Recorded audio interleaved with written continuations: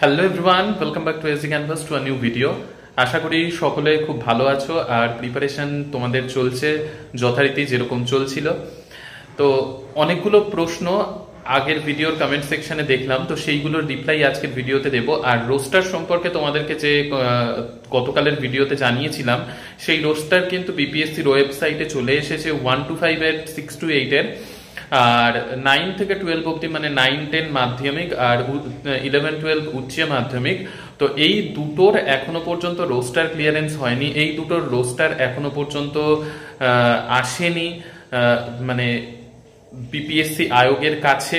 তো সেই roaster clearance যতক্ষণ না হচ্ছে ততক্ষণ পর্যন্ত 9 থেকে 12 এর রোস্টার আপডেট হয়ে বিপিএসসির ওয়েবসাইটে আসছে না। তো আশা করা যায় যে খুব তাড়াতাড়ি চলে আসা উচিত। এতটা দেরি হচ্ছে কেন সেটাই প্রশ্ন, কারণ এতটা দেরি হওয়ার কথা নয়। যেই দেরিটা ইতিমধ্যে বিভিন্ন অফিসগুলোর থেকে, এই রোস্টারগুলো তো অফিসগুলোর থেকেই আসে সবগুলো জেলার থেকে, তো সেইগুলোতে ডিলে হচ্ছে।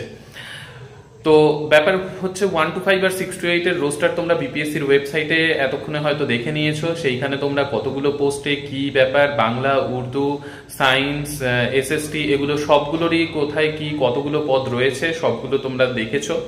এবার ব্যাপার হচ্ছে অনেকের অনেকগুলো ডাউটের মধ্যে একটা ডাউট যেটা হয়তো অনেকের মধ্যে রয়েছে, ইভেন আমাকে কিছুক্ষণ আগে একজন ফোনও করেছিল, তো যেটা আমি শুনলাম যে সিটেটের মার্কস সম্পর্কে। দেখো, সিটেটের মার্কস কিন্তু 60% লাগবে আদার স্টেটের ক্যান্ডিডেটদের, মেল হোক ফিমেল হোক যেই হোক না কেন।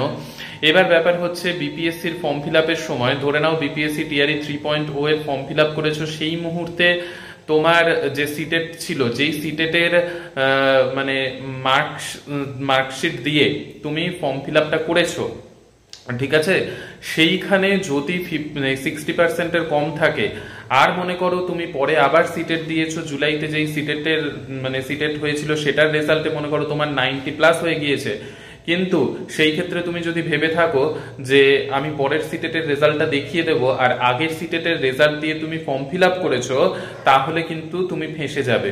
ঠিক আছে, যদি এরকম কারো থেকে থাকে, কারণ কয়েকজনের এরকম হয়েছে, আমার সাথেও কয়েকজনের কথা হলো, তো তার জন্য আমি তাদেরকে সতর্ক করে দিচ্ছি, যদি এরকম কিছু হয়ে থাকে তাহলে কিন্তু তোমরা একটু মন শক্ত করে নাও। যদিও বা বিপিএসসি তে তোমাদের নাম্বার বেশি আসে আনসার কি চেক করার পরেও, সেই ক্ষেত্রে তোমাদের কিন্তু চান্স পাওয়া যাবে না।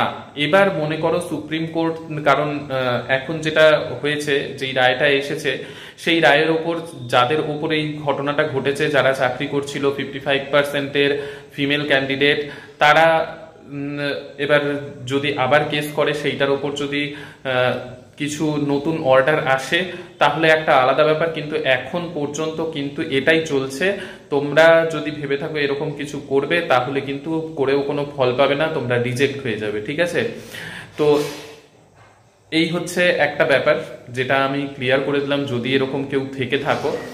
আর তারপরে আরেকটা ব্যাপার যেটা তোমরা অনেকেই জিজ্ঞাসা করেছো, যে দাদা টিআরই 5.0 এর কথা যেটা আমি বলেছি আগে একটা ভিডিওতে, তো সেইখানে তোমরা জিজ্ঞাসা করেছো যে টিআরই 4.0 তো না হয় হয়ে গেল, টিআরই 5.0 তে আদার স্টেটের স্টেটের জন্য কি 60% মার্কস লাগবে না 50% দিয়েই হবে?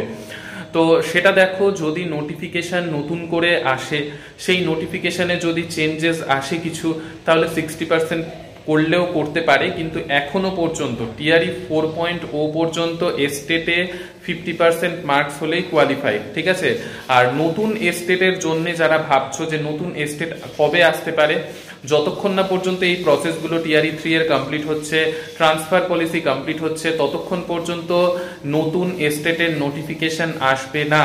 ঠিক আছে, তো হ্যাঁ, তবে এটা ঠিক যে নতুন স্টেট হবে, সেটা হতে একটু টাইম লাগবে। যারা প্রিপারেশন নিচ্ছ নিতে থাকো, সাথে অন্য পরীক্ষার প্রিপারেশনও অবশ্যই নিও। আমি এটাই বলবো যে শুধুমাত্র এটার জন্য অনেক ওয়েট করে থেকে লাভ নেই, কারণ নতুন স্টেট হবে কিন্তু একটু সময় লাগবে। শুধু যদি একটার ওপর ফোকাস করে থাকো, অন্য পরীক্ষার দিকে ফোকাস না করো, তখন কিন্তু তোমাদেরই খারাপ লাগবে। তাই বলা যে নতুন স্টেট হবে কিন্তু সময় লাগবে, আর টিআরই 5.0 আরো সময় লাগবে, কারণ টিআরই 4.0 অনেকটা ডিলে হবে। ঠিক আছে, তো তার জন্য তোমরা অন্য পরীক্ষারও প্রিপারেশন অবশ্যই, টিচিং লাইনেরই অনেক এখন পরীক্ষা হচ্ছে, বিভিন্ন জায়গার টেট হচ্ছে, সেগুলো কিন্তু তোমরা অবশ্যই ফর্ম ফিল আপ করে অ্যাটেম্প নেবে। সেগুলোর আমি দু একটার কথা বলেওছি, রাজস্থান টেটের কথা বলেছি, তারপরে এমপি টেটের কথাও বলেছি। তো এগুলো আমার চ্যানেলে ডিসকাস করেছি আমি, তো সেগুলোর দিকেও অবশ্যই লক্ষ্য রাখবে, ঠিক আছে। তো এই কয়েকটা জিনিস আজকের ভিডিওতে আমার জানানোর ছিল, আশা করি ভিডিওটা তোমাদের কাজে লেগেছে। আর আরো একটা জিনিস তোমরা অনেকে জিজ্ঞাসা করেছো প্রিপারেশন স্ট্র্যাটেজি নিয়ে, সেইটা নিয়ে সত্যি কি তোমরা জানতে চাও, অবশ্যই কমেন্ট সেকশনে জানিও, তাহলে আমি সেপারেট একটা ভিডিও বানাবো। এই আলোচনার ভিডিও বাদ দিয়ে অন্য একটা সেপারেট ভিডিওতে আমি প্রিপারেশন স্ট্র্যাটেজি অবশ্যই জানাবো। কমেন্ট সেকশনে জানিও কতজনের দরকার যে প্রিপারেশন স্ট্র্যাটেজির ভিডিও, তাহলে আমি সেই অনুযায়ী একটা বানিয়ে দেবো আলাদা করে। তো ঠিক আছে, ভালো লাগলে অবশ্যই লাইক শেয়ার সাবস্ক্রাইব করো, আর নেক্সট ভিডিওতে আবার তোমাদের সকলের সাথে দেখা হবে। সুস্থ থেকো, ভালো থেকো, আর সঙ্গে থেকো। বাই।